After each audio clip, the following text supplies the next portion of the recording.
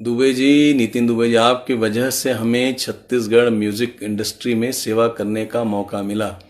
आज जो कुछ बन पाए आपकी वजह से, ये आपकी बड़प्पन, आपकी महानता है, आपका बड़प्पन है। नितिन जी, आपके गाना सुनते वक्त मुझे कई बार ऐसा लगता है कि मैं आपसे 5% भी नहीं हूँ।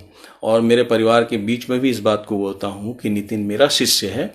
हाँ, मेरे से आगे निकल गया, इस बात की याद आ गया। तो भाटापारा जांजगीर में मेरा कार्यक्रम चल रहा था। एक बच्चा आया, एक लड़का, और एक स्लिप दिया, उसमें लिखा हुआ था गहना वो गहना, सुना दीजिए कृपा करें।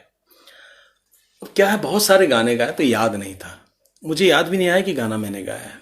तो मैं देखा, अपने पॉकेट में रख लिया। फिर आधा घंटे बाद वो बच्चा आया, फिर कागज दिया, भैया ये गाना गाने की कृपा करें, कृपा करें। मैं फिर देखा, कोशिश किया, नहीं याद आया, फिर मैं रख लिया। ऐसा करते करते रात के 2:30 बज गए। 2:30 बजे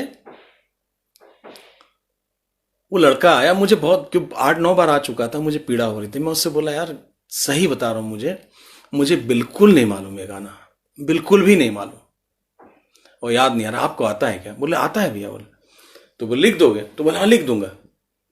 तो लिखने लगा। तो मैं देखा मुझे याद नहीं आ रहा, तो मैं बोला गा भी लोगे? तो बोले हाँ गा लूंगा भैया। बोले तो गा लोगे स्टेज में? मैंने कहा हाँ गा लूंगा। तो मैं आदर से उसको बुलाया, और आज इस मंच से मैं आपको बता रहा हूं, वो जब लड़का गाया, वो दिलीप षडंगी से उस गाने को कम से कम 20 गुना अच्छा गाया, 20 टाइम्स। मैं हतप्रभ रह गया। तो कभी कभी क्यों, मैंने बाद में उसको टटोला, उसके साथ रहा, मैं बैठा, बाद में टटोला, तो उसकी श्रद्धा बहुत थी। वो इतना अच्छा गायक होने के बाद भी उसके दिल में ये बात थी कि दिलीप षडंगी मेरे से बड़ा गायक है, मेरा गुरु है। वैसे ही नितिन दुबे जी, अभी आपने जो कहा, इस बात को कह रहा हूं आपको, आप मेरे शिष्य जरूर हैं, लेकिन आपकी जो सद्भावना है ये आपको बहुत आगे ले जाएगी, ये मेरा विश्वास है।